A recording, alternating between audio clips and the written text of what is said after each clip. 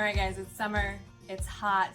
We're going to make a lovely, delicious tea for our plants. So let's do it. This is the worm tea kit from Simple Grow.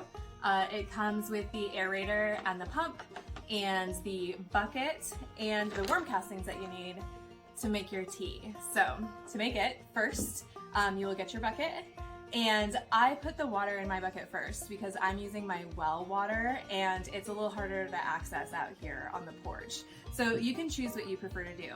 But worm castings tea does do better when you use dechlorinated water because the chlorine can kill the good bacteria along with the bad bacteria, and you don't want that. You want the good bacteria to live because that's what makes the worm tea do its magic. So you'll put your aerator inside your bucket, and we use this cool little bungee cord to keep it in place.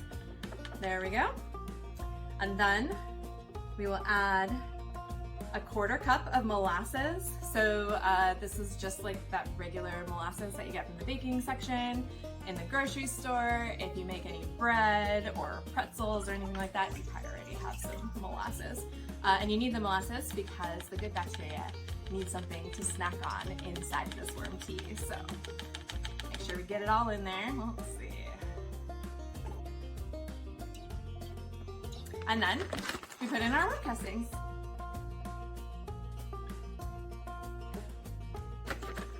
It takes 5 pounds to make a 5-gallon bucket of worm tea.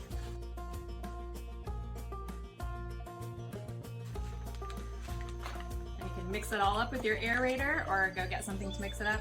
I'll use my little 1/4 cup thing. That way all the good stuff can get in there. And then you'll make sure that you plug your pump in so that it can do its thing. So here we go.